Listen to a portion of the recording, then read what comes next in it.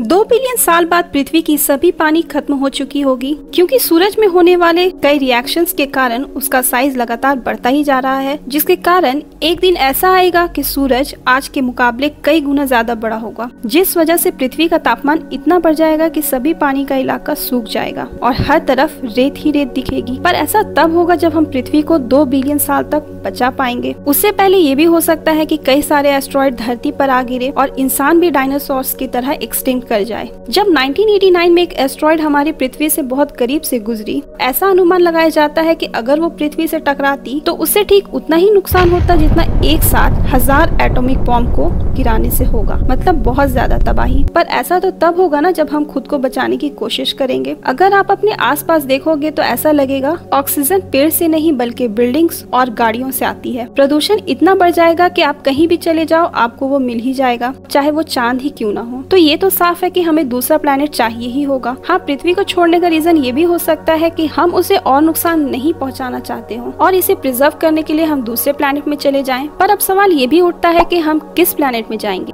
20 light year की दूरी पर केपलर 22b से लेकर 1 दिन की दूरी पर चांद, मतलब हमारे पास कई ऑप्शन है। नेशनल स्पेस सोसाइटी, जिसके 12,000 से भी ज्यादा लोग एक ऐसे प्लेनेट की खोज कर रहे हैं जहाँ पर हम आसानी से रह सकते हैं। इनका कहना है कि पहले हम किसी ऐसे प्लेनेट में जाएंगे जहाँ पानी हो, ग्रेविटी हो और उसका एटमॉस्फेयर भी ऐसा ना हो कि वो सूरज से निकलने वाले नुकसानदेह किरणों को रोक ना सके, मतलब बिल्कुल पृथ्वी के जैसी। नासा का कहना है कि हम चांद के सतह के ऊपर नहीं, पर हाँ चांद के सतह के नीचे जरूर रह सकते हैं, क्योंकि सूरज से निकलने वाले हानिकारक किरणें चांद पर रह रहे लोगों के डीएनए को बहुत नुकसान पहुंचाएगी, जिससे कैंसर भी होने का खतरा होगा। इसके कारण कई स्पेस रिसर्च साइंटिस्ट का कहना है कि हमें चांद पर नहीं जाना चाहिए, बल्कि जुपिटर, सैटर्न, यूरेनस और नेपच्यून के चांद पृथ्वी से बहुत हद तक मिलता है। इनके चांद पर बर्फ की तरह सख्त पानी है। इसके मिट्टी में कार्बन और नाइट्रोजन की अमाउंट भी अच्छी है, इसलिए इन सब में बसने के बारे में सोचना चाहिए। जुपिटर का चांद यूरोपा ऐसा ही जगह है, लेकिन पृथ्वी से सबसे ज्यादा मिलता जुलता प्लैनेट मार्स है,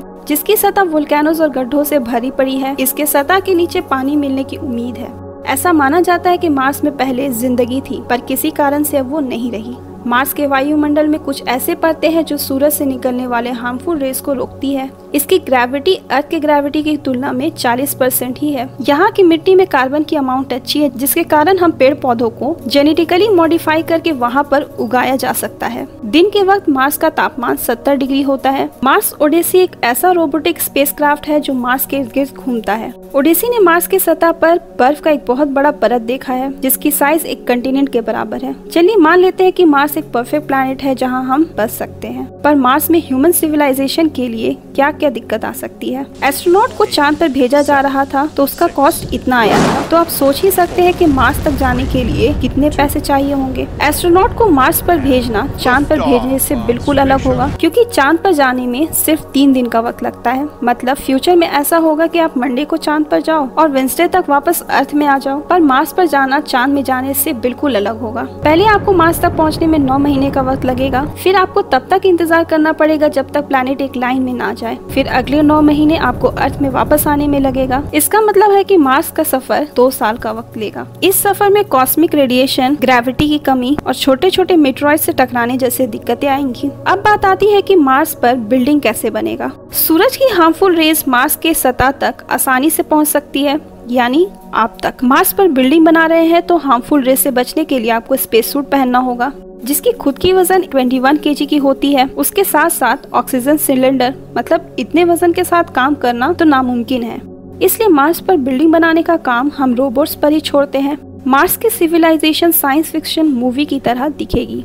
जब 400 साल पहले अमेरिका को ढूंढा गया, तब उसे बसाने के लिए सिर्फ चीजों का अरेंजमेंट करना था। पर मार्स में बसने के लिए हमें सभी चीजें, यहाँ तक के पानी को भी किसी एस्ट्रॉयड से लेना होगा। इतनी भारी भारी चीजों को लाने ले जाने का काम रोबोट्स ही कर रहे होंगे। इतनी परेशानी, दिमाग और ना जाने कितने पैसों को लगाने के बाद हम मार्स पर रह पाएंगे। इसलिए अभी जितना हो सके हमें अपनी पृथ्वी को बचाने की कोशिश करनी चाहिए, क्योंकि मार्स पर रह पाना सभी कोई अफोर्ड नहीं कर पाएंगे। एक वक्त आएगा जब कई लोग मार्स पर चले गए होंगे और पृथ्वी पर बचे लोग बहुत ही मुश्किल से अपनी जिंदगी बिता रहे होंगे।